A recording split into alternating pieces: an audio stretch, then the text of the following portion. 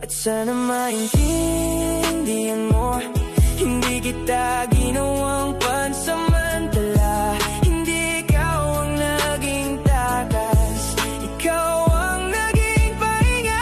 Hindi kita minahal para lang may makalimutan.